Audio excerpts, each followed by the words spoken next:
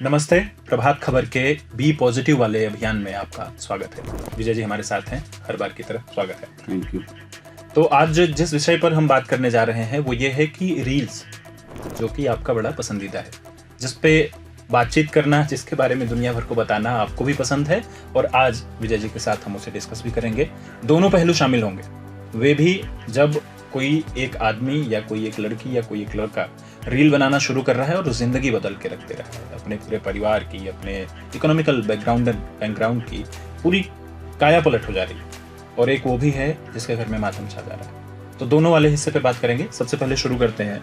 Sir, ये reel बनाना अच्छा होता है कि बुरा, पहले ये एक लाइन में बताएं। देखिए, मेरा मानना है कि जैसा आपने शुरू में ही कहा कि अच्छा भी है, और किसी चीज का जो स्ट्रीम होता है ना, और जब उसका दुष्प्रभाव पड़ने लगे तो आप समझिए कि वो बुरा भी है। तो कैसे भापेंगे कि मैं सही दिशा में जा रहा हूँ कि मैं गलत कर रहा हूँ? देखिए, इसके दो एंगल हैं। एक तो है कि आप एक एमेच्योर की तरह, मान लीजिए आप शौकिया कोई काम कर रहे हैं, और दूसरा है कि आप इसको प्रोफेशनली रेवेन्यू के एंगल से कर रहे हैं। तो दोनों के अपने अपने पहलू हैं। जैसे मान लीजिए आप इनिशियली आपने कोई काम शुरू किया, मान लीजिए उसको शौकिया शुरू किया, आप उससे इंटरटेन हो रहे हैं और आप उसका आनंद ले रहे हैं, ठीक है। लेकिन जब आप उसको प्रोफेशनली शुरू करते हैं तो जैसे एक प्रोफेशनल दबाव होता है ना, उसी तरह से रील्स या शॉर्ट्स जो भी हैं उसमें एक प्रोफेशनल दबाव शुरू हो जाता है कि आप देखते हैं कि मैंने इतना मेहनत किया, अब वो कभी वायरल होता है, कभी वायरल नहीं होता, कभी देखेंगे कि बरसों बरस कोशिश कर रहे हैं लेकिन उसका रिजल्ट एज पर एक्सपेक्टेशन नहीं है। तो कहीं ना कहीं इंसान को डिप्रेशन में भी ले जाता है। आप देखिए कि आप देख रहे हैं कि मेरे जानने वाले या कोई व्यक्ति है, अभी उसने ये काम शुरू किया, उसको इतने फॉलोवर हैं। ये जो लाइक, क्लिक्स, फॉलोवर की जो दुनिया है ना, ये अद्भुत है। ये आपको बहुत एनर्जाइज भी करती है, एंटरटेनिंग भी है, एट द सेम टाइम ये बहुत डिप्रेसिंग भी है और फ्रस्ट्रेटिंग भी है। इसको समझना पड़ेगा। देखिए, ये एक तरफ आपको सिनेमा के रास्ते आपके लिए खोल दे रही है, वेब सीरीज के रास्ते आपके लिए खोल दे रही है, दूसरी तरफ ये आपको छत पर से कूदने पर भी मजबूर कर दे रही है। तो दोनों लकीरों को भांपना पड़ेगा। तो एक शख्स है, कोई ABCD उसका नाम है, उसने रील क्रिएट करना शुरू किया। उसे किस लेवल तक, उसका धैर्य का लेवल क्या होना चाहिए, और उसे कब तक वेट करना चाहिए? देखिए, ये तो देखिए मैन टू मैन या जो भी इंसान के हिसाब से वैरी करता है कि आप जो काम कर रहे हैं, आपका एम्बिशन क्या है। अब प्रोफेशनली जब शुरू करते हैं तो हर आदमी की यही इच्छा होती है कि हम जो है छा जाए, इतना लाख, मिलियन, ट्रिलियन व्यू, एक जो होता है ना। लेकिन देखिए, आज के समय में मुझे लगता है सबसे कॉम्पिटिटिव वर्ल्ड है। तो अगर किसी को लगता है कि हम आएंगे और छा जाएंगे तो इतना आसान नहीं है। एक तो जहां पर आप हैं, ये जो विधा में आप अपने को आगे बढ़ाना चाहते हैं, एक तो सबसे इम्पोर्टेंट चीज है ये जो रील्स और शॉर्ट्स की जो दुनिया है। मेरा मानना है कि सबसे पहले आपकी जो स्पेशलिटी है या जिस डोमेन में आप काम करना चाहते हैं, जिसको निश बोलते हैं, उसमें आप कितने पारंगत हैं और आप कितना उसमें आपको लगता है कि आप में कैपेबिलिटी है। तो सबसे पहले तो मान लीजिए आप एंटरटेनमेंट में हैं, तो आपको देखना पड़ेगा कि आपके जैसे लाखों लोग उस एंटरटेनिंग वर्ल्ड में हैं, तो क्या आपके पास वो कंटेंट है, आपके पास वो क्षमता है कि आप उस लेवल पे अपने आप को कॉम्पीट कर सकते हैं। आप प्रोफेशनली अगर आप कर रहे हैं तो शौकिया कर रहे हैं तो आप अपना करते रहिए, अपना मनोरंजन करते हैं। लेकिन अगर आप कॉम्पिटिटिव तरीके से प्रोफेशनली कोई काम करना चाहते हैं तो अपने आप को पहले असेस करना पड़ेगा कि क्या मुझ में वो क्षमता है, नंबर 1। नंबर 2, जब आपको लगता है कि मुझ में क्षमता है, ठीक है, तो आपको उस दुनिया में अपनी जगह बनाने के लिए मशक्कत करना ही पड़ेगा, इनोवेटिव होना पड़ेगा, काम करना पड़ेगा। और सबसे इम्पोर्टेंट है कंसिस्टेंसी। मैं आपको एक चीज और बताऊं कि देखिए, ये लगता है कि पार्ट टाइम, बेसिकली ये पार्ट टाइम है नहीं। अच्छा, ये बेसिकली जो काम है ये फुल टाइम काम है।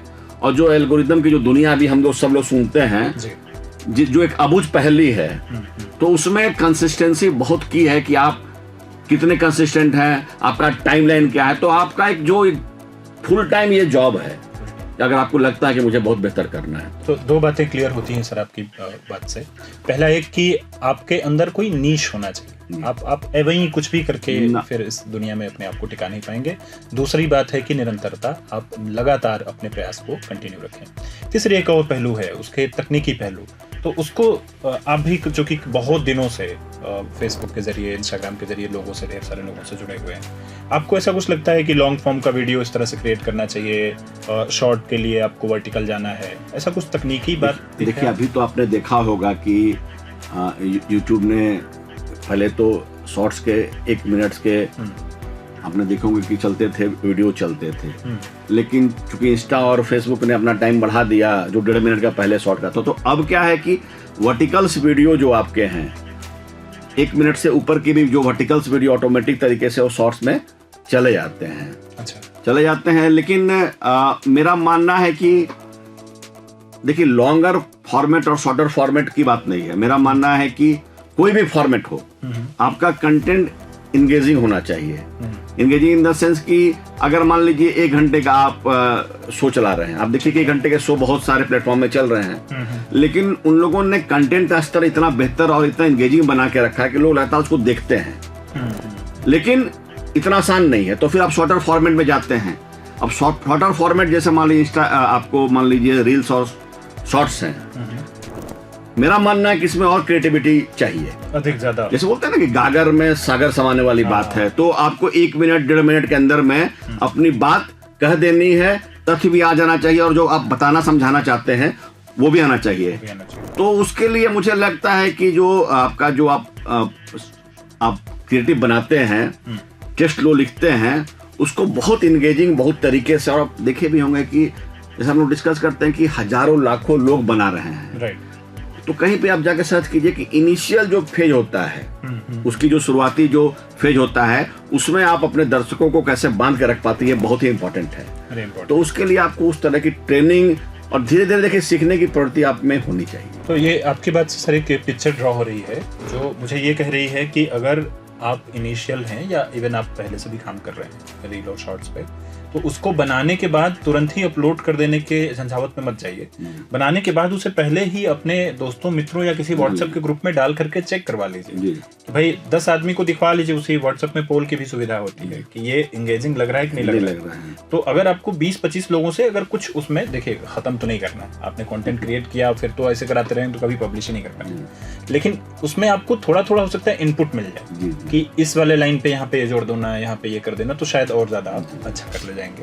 एक ये बात आती है जैसे कि कोई ऐसा सिम्टम्स है, लक्षण है, कुछ देख करके सर पता कर सकते हैं कि मैं सही दिशा में आगे बढ़ रहा हूँ। अन्यथा कुछ ऐसा है कि अगर मैंने स्क्रीन टाइम मेरा 6 घंटा हो रहा है, स्क्रीन टाइम मेरा 9 घंटे हो रहा है, तो मुझे फिर एक अलार्म लगा लेना चाहिए कि अब मैं एक गलत तरफ आगे बढ़ रहा हूँ। देखिए ऑलरेडी जो भी जैसे मान लीजिए यूट्यूब में स्टूडियो है जी, और बाकियों के भी जो प्रोफेशनल जो इंडिकेटर्स जो हैं जैसे मान लीजिए फेसबुक, इंस्टाग्राम के, उसमें तो मुझे लगता है इतने तरह के एनालिसिस हैं जिसे आप खुद भी जान सकते हैं कि भाई हमारा जो व्यू था कितना है, एंगेजमेंट टाइम कितना है, मेरा कितना ऊपर गया, कितना नीचे गया, या कितने लोगों ने देखा, कितना लोगों ने उसको स्वाइप किया, कितने लोग एंगेज हुए।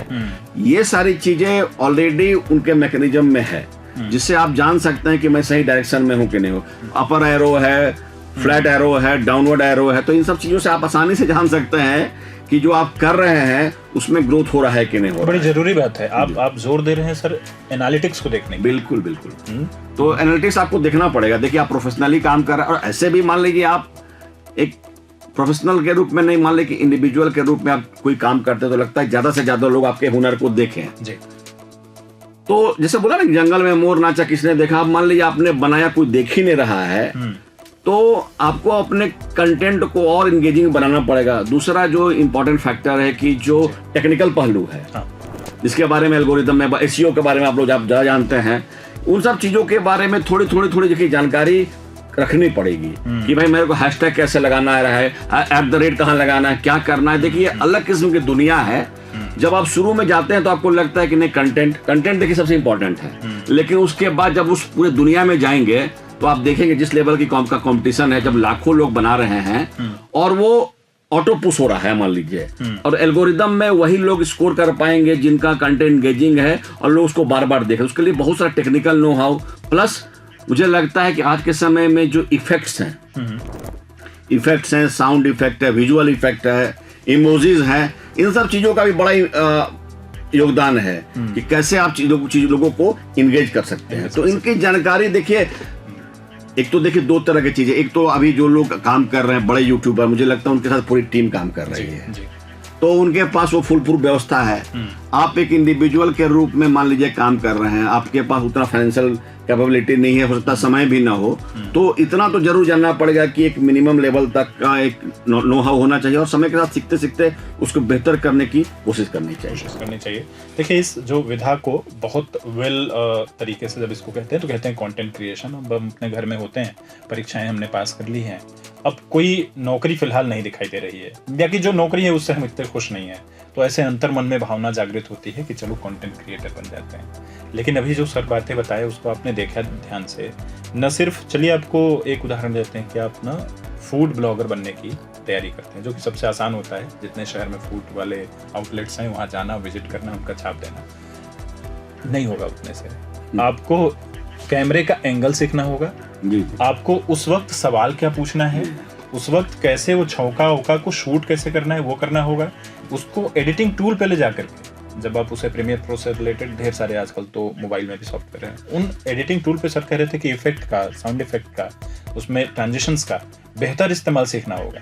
और उतना ही नहीं, पब्लिश करने के बाद उसके एनालिटिक्स को भी देखनी पड़ेगी। तो जो घर में बैठे बैठे कंटेंट क्रिएशन का भूत जग रहा है, तो उसके सामने ऐसा बना करके लिख भी लीजिए कि मुझे एनालिटिकल टूल भी देखने हैं, एडिटिंग टूल भी देखना है, एंगेजिंग कंटेंट के लिए जितने पैरामीटर्स हैं वो भी देखने हैं। उसके बाद जब आप अपनी जर्नी शुरू करेंगे तो शायद आपको उतनी निराशा हाथ नहीं लगेगी, आप एक तरीके के संतुष्टि में होंगे। लेकिन सवाल ये कि मैंने कंटेंट डाला और इस पे थोड़े कम लाइक आए, अब मुझको लग रहा है कि इस पे ज़्यादा लाइक लाना है, तो मैंने जो एक्सट्रीम वाली पोजीशन है उसको एक कदम और डाला।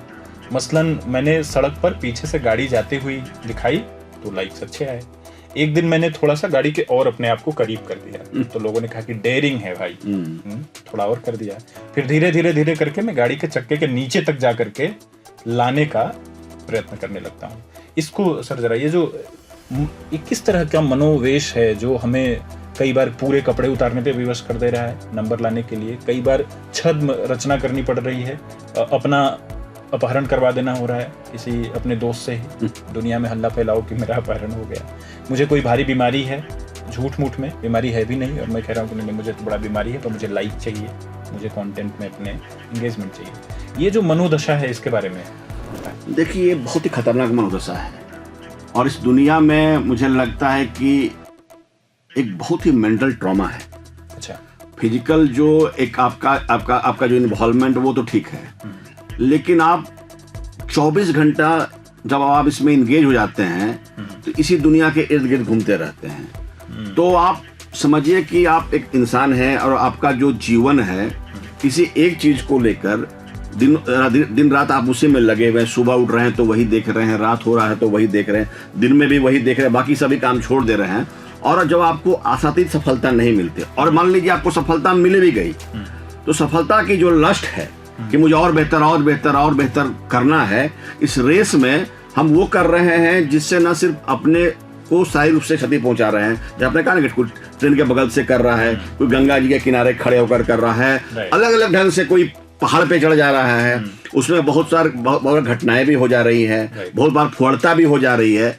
लेकिन ये जो रेस है, ये जो अंधी रेस है, इसमें हम सब लोग या बहुत बड़ी संख्या में लोग शामिल हो गए हैं। और ऐसा नहीं कि इसमें यूथ है, मिडिल एज से लेकर आपको सीनियर पीपल भी इसमें है कि ये दुनिया बहुत ही मायावी है मुझे लगता है। तो इस मायावी दुनिया में अपने को देखिए बहुत ही बैलेंस तरीके से रखना पड़ेगा। शारीरिक से ज्यादा मेंटली आप कितने मजबूत, ये बहुत इंपॉर्टेंट है कि अपने को, हर इंसान को अपनी धारा, अपनी सीमा हद तय करनी पड़ेगी कि मुझे इस धारा तक इसके प्रेशर में आना है, अन्यथा ये जो ख्याति है ना आपके लिए बहुत दुर्दिन या आपको बहुत नुकसान कर सकता है। इसमें एक चीज है, जैसे कि अभी कई सारे रील वायरल होते हैं, हर 3 दिन 4 दिन में कोई ना कोई एक विषय वायरल हो रहा होता है। तो उसमें हम कई बार देखते हैं कि कोई बेटी और उनके साथ उनकी मम्मी भी इन्वॉल्व है और उनकी मम्मी ही उनका कैमरा संभाल रही हैं, उनका एडिटिंग संभाल रही हैं। कई बार उसके अच्छे परिणाम आ गए, अब वो आइडियल किस्म से उनको हम देखने लगे। लेकिन बहुत सारे मम्मियों को ये भी ध्यान रखना होगा एट द सेम टाइम कि जब आप प्रमोट कर रहे हो अपने बच्चे को तो उस जगह पर जाकर के थाम लें जहाँ से आपको दिखाई देने लगे कि इसके दुष्परिणाम नजर आने लगे। कोई अच्छा लक्षण देखते हैं सर आप कि कहाँ पे जाकर के लोग मतलब कहाँ से उनके हैंड को वापस होल्ड करना पड़ेगा कि अब अगर ऐसा ये कर रहा है तो बचा लेना चाहिए? देखिए, ये तो ये माता पिता को या परिवार के जो लोग हैं और जो इंडिविजुअल इसमें इन्वॉल्व है उसको देखना पड़ेगा। देखिए, कोई दूसरा आपने देखा ना कि मोबाइल की एक दुनिया है, रोज हम लोग इस पर डिस्कस करते हैं कि अपने बच्चों को मोबाइल नहीं देना है और हम सभी लोग उसी मोबाइल के चक्कर में पड़े हुए हैं रोज हम लोग। तो आप सोचिए कि इसका जो डिस्ट्रैक्शन है ये इतना आसान नहीं है। उसी तरह जब सोशल मीडिया में आप आते हैं, यूट्यूब में, फेसबुक में, एक तो देखिए ये बहुत ही क्रिएटिव दुनिया भी है, इसके बहुत ब्राइटर पहलू भी। ऐसे बहुत सारे लोग जो बहुत हुनरमंद थे, स्किल्ड थे, इस प्लेटफॉर्म ने उनको प्लेटफॉर्म दिया है, जगह दी। और नहीं तो क्या था कि एक मान लीजिए एक सेट मान लीजिए एक पैटर्न बना हुआ है जिसमें कुछ लोग, कुछ मानिंद लोग ही अपना एक हुनर दिखा रहे हैं। इस दुनिया ने नए लोगों को जगह दी है, क्रिएटिव लोग। आप देखेंगे एक से एक क्रिएटिव लोग इस दुनिया में काम कर रहे हैं जो बहुत इंगेजिंग है। लेकिन जैसा मैंने कहा ना कि जैसे हर चीज का एक रोजी पहलू है, दूसरा जो डार्कर पहलू है, तो कहीं ना कहीं परिवार के लोगों को और जो लोग इसमें इन्वॉल्व है उनको खुद को रोकना पड़ेगा कि ये नहीं बस हद है। इससे आगे अगर मुझे मानसिक तनाव हो रहा है, शारीरिक तनाव हो रहा है, तो इसका मतलब है कि चीजें मेरे हद से बाहर है। उस समय अपने को रोकने की जरूरत है या थामने की जरूरत है। एक फाइनल कमेंट लेंगे आपसे। रील्स ने और शॉर्ट्स ने, खास तौर पर कंटेंट क्रिएशन या कंटेंट क्रिएटर्स ने, अभी एक ऐसा दौर है, हम जिस दौर में रह रहे हैं, बीते कुछ सालों में अगर सबसे ज्यादा पॉपुलर नई कोई चीज हुई है तो वो कंटेंट क्रिएशन हुआ है। अभी इसमें एक नई चीज शामिल हो रही है, एआई, मशीन लर्निंग। तो इस पर एक फाइनल कमेंट आपसे लेंगे कि जो एआई की तेजी से बढ़ोतरी है वो कंटेंट क्रिएशन वाले जो लोग हैं उनको कितना उसके साथ जाना चाहिए और वो कितना पॉजिटिव हो रही है या कि वो कंटेंट क्रिएशन को खत्म करने जा रही है? देखिए, मुझे लगता है कि एआई कंटेंट क्रिएशन में जो मैं अनुभव कर पा रहा हूँ बहुत हेल्पफुल भी है। अच्छा, अब डिपेंड करता है कि आप उसका कैसे इस्तेमाल करता है। अब आप कोई कंटेंट मान लीजिए आप चाहते हैं कि पूरी तरीके से सिर्फ एआई के माध्यम से बना ले, तो जो ये मशीन की जो टेक्नोलॉजी वो आसानी से पकड़ लेती है कि इसमें कुछ है नहीं। अच्छा, ये जो भी बनाया गया है बेसिकली मशीन ने बनाया है। तो वहां पे आपको कोई स्कोर नहीं मिल पाएगा या कोई आप बहुत बेहतर नहीं कर सकते। अब रहा दूसरा पहलू कि मान लीजिए आपने कोई कंटेंट क्रिएशन किया, अब उसको बेहतर करने के लिए मान लीजिए कोई फोटोग्राफ्स को बढ़िया लेना है, कोई विजुअल्स बढ़िया लेना है, और भी बहुत सारे इफेक्ट्स बढ़िया लेना है, साउंड इफेक्ट है, विजुअल, उसमें कैसे और हम उसमें उसका उपयोग करके यार कोई रिसर्च कर रहे हैं तो कैसे उसका इस्तेमाल करें ताकि कंटेंट आपका नेक्स्ट लेवल पे चला जाए या वीडियो आपका नेक्स्ट लेवल पे चला जाए। तो मुझे लगता है कि एआई का इस्तेमाल करना चाहिए, लेकिन जो आपकी मौलिक जो चीज है उसमें उसका इनपुट होना चाहिए। नहीं चाहिए कि एआई ही आपका मौलिक चीज हो गया। इन दोनों में देखिए फर्क है। करेक्ट। तो एआई को ही अंतिम रास्ता नहीं बनाना है, एआई से मदद लेनी है। देखिए, एक बात समझिए, एआई भी जैसे हम लोग आज के दिन में पूरी दुनिया में एक हैवॉक है एआई को लेकर कि मशीन का युग आ रहा है, मशीन की जो समझने की क्षमता वो ह्यूमन से ज्यादा होगी। देखिए, इसके क्या परिणाम होंगे, दुष्परिणाम होंगे, अभी तक कहना बहुत डिफिकल्ट है। मेरा निजी तौर पर मानना है कि कंप्यूटर जब आया तो इसी तरह का विमर्श शुरू हुआ। एआई को लेकर अब यही विमर्श है। देखिए, इसको बनाने वाले है वो ह्यूमन बीइंग ही है। तो मेरा मानना है कि ह्यूमन जो है हमेशा अपर हैंड में रहेगा और एआई के पास हो सकता है कोई और ऐसी टेक्नोलॉजी है, लेकिन इसका कंट्रोल इंसान ही करेगा। इंसान के पास होगा। बहुत बहुत शुक्रिया सर। कई ज़रूरी पहलू पर हमने बातचीत की इसमें। जो भी लोग कंटेंट क्रिएशन की दुनिया में जा रहे हैं, अगर आपके जहन में कोई सवाल है, आप इनिशियल हैं, प्रीमेच्योर हैं, मैच्योर हैं, आगे के लिए कुछ सोच रहे हैं, आप बहुत अच्छा कर रहे हैं, उसके बावजूद आपको लग रहा था कि वही बातें हो रही हैं आपकी ज़िंदगी में जो विजय सर अभी कह रहे थे कि बहुत अच्छा करने के बावजूद आप डिप्रेशन वाले स्थिति में जा सकते हैं, तो ऐसे किसी भी हालत में आप फंसे हुए हैं तो कमेंट करके हमें बताइएगा। हम आपको डायरेक्टली विजय सर से कनेक्ट कराने के लिए भी इनसे रिक्वेस्ट करेंगे। बहुत बहुत धन्यवाद। Thank you.